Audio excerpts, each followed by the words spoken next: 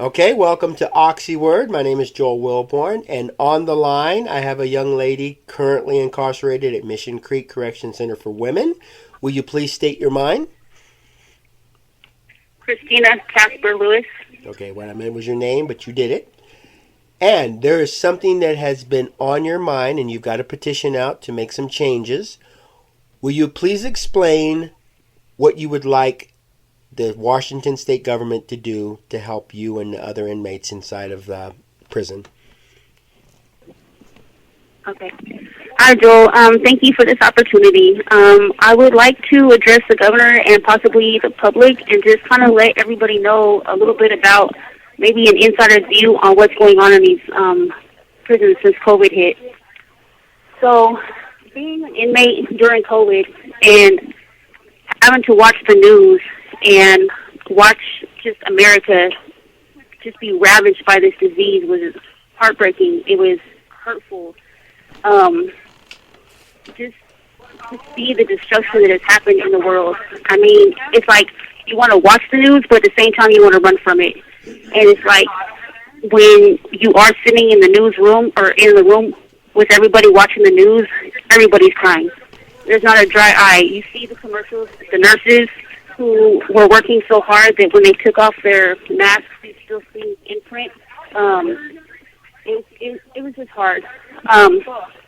So during the COVID, when it hit, we were not able to use the phones. JPays were shut down. We went days without showers. We couldn't have visits, which also affects the kids, right, on the outs when they can't see us. Just knowing that your family members were suffering and you couldn't be there for them.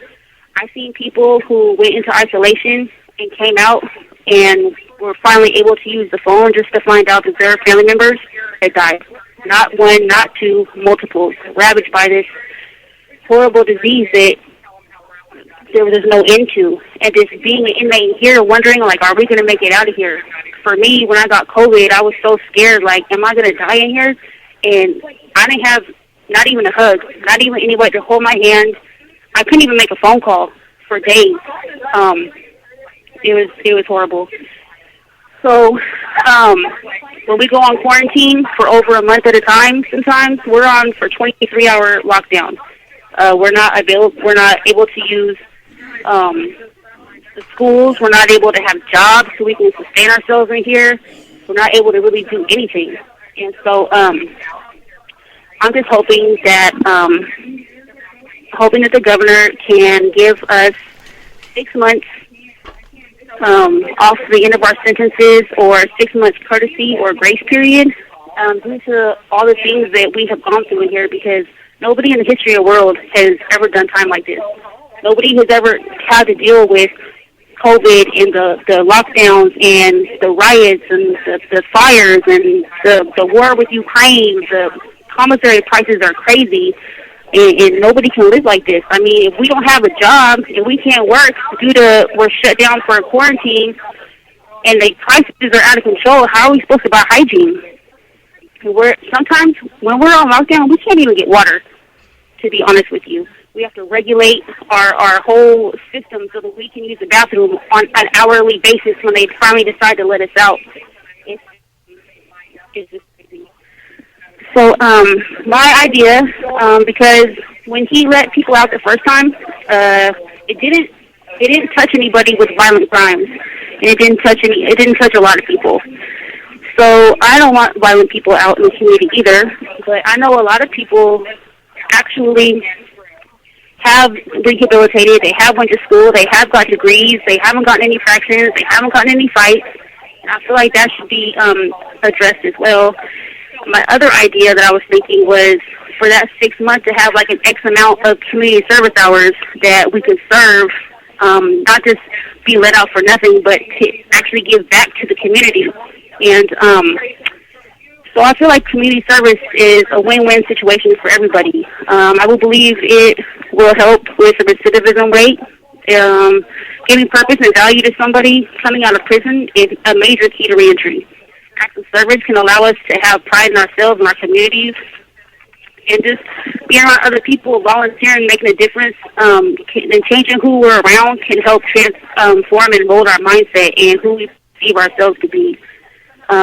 Did I already mention Tara Simmons? Because she was actually an inmate here, and now she is on legislature, and she's making laws, and she got a law degree when she left here. You know, like, you never know who we are and who we can be.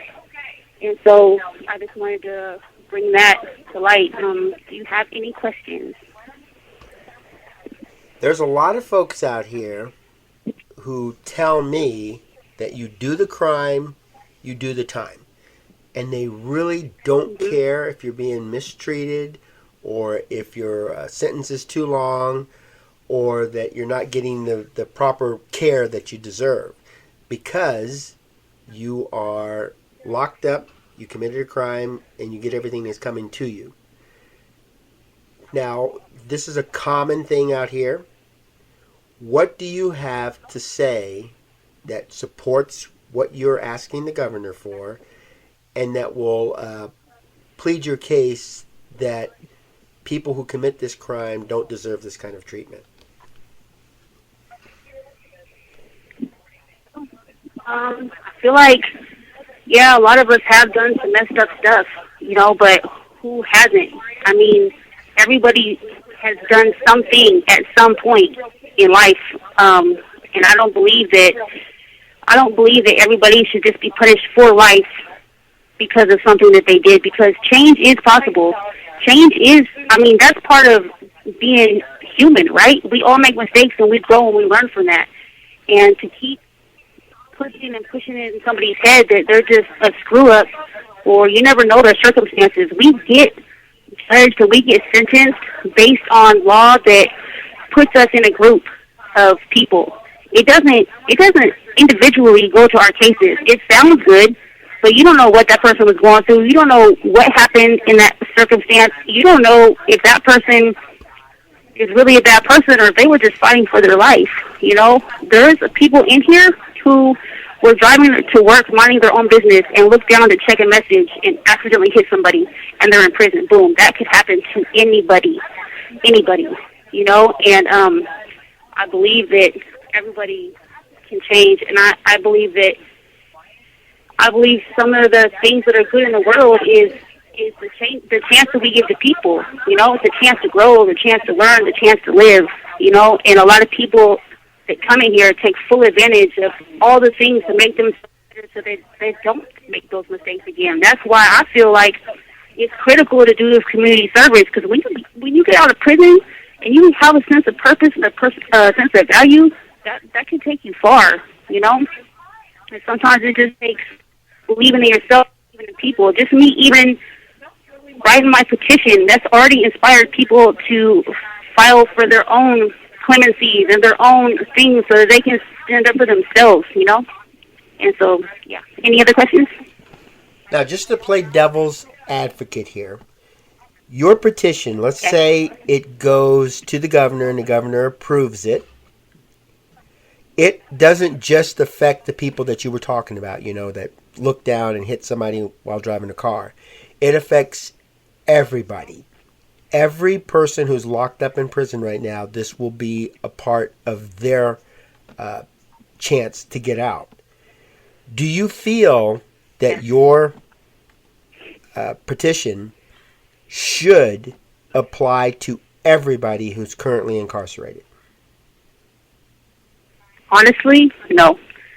That's why I put in my petition that I would like them to look at it as maybe a case-by-case basis. I would like people, I feel like it should affect everybody across the board, but how do I put this? People who have not gotten infractions, who have done things to rehabilitate, who have taken the steps necessary and done something productive with their time. I'm not talking about the person that is fighting all the time and in the hole all the time and never got a job and never went to school and just, you know, never try to better themselves. You know, the counselors here, they all know us personally. They know the trouble we've gone into. They know the good things that we've gone into. They know who is high risk to offend and who is not. People who are high risk to offend, I don't think I would agree that they should get a 6-month courtesy. But I feel like if you've done the steps that you need to take to better yourself, I feel like it should affect them. Now I'm going to include a link to your petition on this video. Is there anything you would like people to know that would help move them in your direction and support you? No, I pretty much said most of it. I know that there are a lot of good people in here. I know there are a lot of bad people, but there are really a lot of good people in here. And there's people that are 50, 60, 70-year-old ladies who have health conditions, and it's scary for them. I have seen the hardest person break under these circumstances. And sometimes it takes being broken like that and being helpless to be like, you know what, I don't ever want to do this again. I just seen my neighbor lose their whole family, and they couldn't do anything about it. They didn't even get to go to the funeral. That affects people. That right there would scare anybody straight. You know, we have, you said people want us to suffer because we're in here. I'm telling you right now, we have suffered. We have suffered bad. You know, we have seen people lose people. We have seen cops lose their whole family here. I mean, it has affected people, and I feel like it has changed a lot of people in their hearts and their mindset about what they want to do, because nobody ever wants to come back to prison and ever have to deal with being helpless like that again. That's how I feel. Thank you. Now, do you mind if anybody contacts you through JPay? No, I would love all support. I would love all questions. Yes, I would love you to contact me on JPay. Right. Okay, and what's your DOC number? 393-663. All right, I'll get all that stuff on the video, and we'll get it out to the public, and hopefully you'll be able to get some good support, because I believe you deserve that. Anything you want to say before we end this interview? Thank you so much. I appreciate you. All right, you're welcome, and good luck in your venture. All right.